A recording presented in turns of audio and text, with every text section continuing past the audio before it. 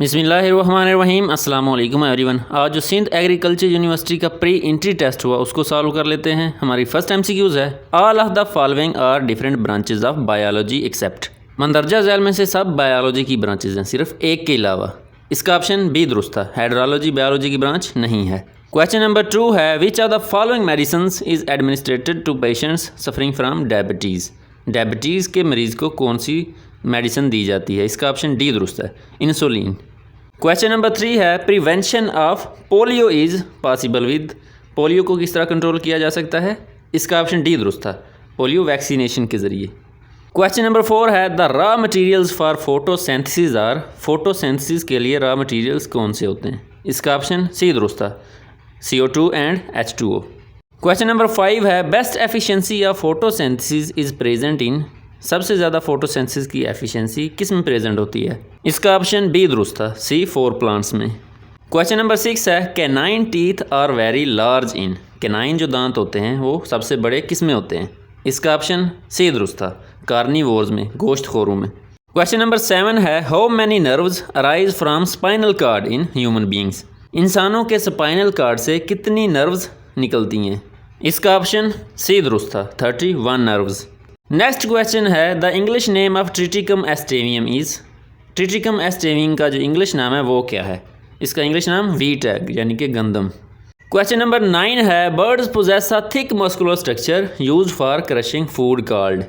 Birds में food को crush करने के लिए एक थिक मस्कुलर स्ट्रक्चर होता है, उसका नाम बताएं। इसका ऑप्शन ए दुरुस्त था, गिजर्ड। नेक्स्ट क्वेश्चन है, all of the following are dicotyledons except. मंदरजा झैल में से सब डाइकोटिलेडन्स हैं, एक के अलावा, उसका नाम बताएं। इसका ऑप्शन सी दुरुस्त था, मेज। नेक्स्ट क्वेश्चन है, scientific name of cotton is. कपास का साइंटिफिक नेम क्या है? इसका ऑप्शन बी दुरुस्त था, गॉसिपियम हर्बेसियम। क्वेश्चन नंबर 12 है, the study of virus is called. Virus की स्टडी क्या कहलाती है? इसका ऑप्शन डी दुरुस्त था, वायरोलॉजी। क्वेश्चन नंबर 13 है, dash is the most rigid form of connective tissue. Connective tissue की सबसे रिजिड फॉर्म कौन सी होती है? इसका ऑप्शन सी दुरुस्त था, बोन, यानी कि हड्डी। क्वेश्चन नंबर 14 है, pathogenic fungi those who damage the crops can be controlled by. Pathogenic fungi जो कि फसलों को तबाह कर सकती हैं, उसको किस चीज़ से कंट्रोल किया जा सकता है? इसका ऑप्शन सी दुरुस्त था, फंजीसाइड्स को यूज़ करके।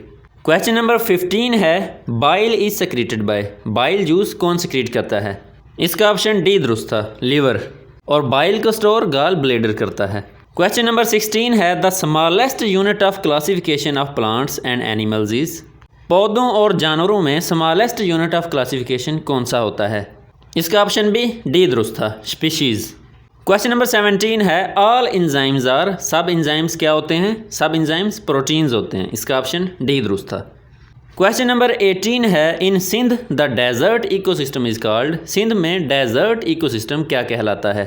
इसका ऑप्शन बी दुरुस्त था, थर। क्वेश्चन नंबर 19 है, sucrose is also called. Sucrose और क्या कहलाता है? इसका ऑप्शन ए दुरुस्त था, सुक्रोज को केन शुगर या फिर टेबल शुगर भी कहा जाता है। क्वेश्चन नंबर 20 है, the excretory organ in fishes. Fish में एक्सक्रीटरी ऑर्गन कौन सा होता है? इसका ऑप्शन बी दुरुस्त था, किडनी। क्वेश्चन नंबर 21 है, एड्स स्प्रेड थ्रू। एड्स की बीमारी कैसे फैलती है? यहाँ पर इसका ऑप्शन डी दुरुस्त था, इन सब के ज़रिए, होमोसेक्सुअलिटी के ज़रिए भी, इमोरल वे ऑफ लाइफ के ज़रिए भी, और जब आप इन्फेक्टेड नीडल्स और सिरिंजेस यूज़ करते हैं तब भी। क्वेश्चन नंबर 22 है, geotropism is a tropic movement of plants in response to. Plants में जब जियोट्रॉपिज्म मूवमेंट शो होती है तो वो किसके रिस्पॉन्स को शो होती है? इसका ऑप्शन डी दुरुस्त था, ग्रेविटी के। क्वेश्चन नंबर 23 है, the RNA found in ribosomes is. Ribosomes में कौन सा RNA होता है? इसका ऑप्शन बी दुरुस्त था, राइबोसोमल RNA। क्वेश्चन नंबर 24 है, aquatic arthropods respire through. Aquatic arthropods कैसे सांस लेते हैं? इसका ऑप्शन डी दुरुस्त था, गिल के ज़रिए, गलफड़ों के ज़रिए। क्वेश्चन नंबर 25 है, Darwin's theory of evolution was mainly based on the evidence from. Darwin की जो थ्योरी ऑफ एवोल्यूशन थी वो किस एविडेंसेस पर बेस्ड थी? इसका ऑप्शन सी दुरुस्त था, दोनों A and B, geographical distribution भी और फॉसिल रिकॉर्ड भी।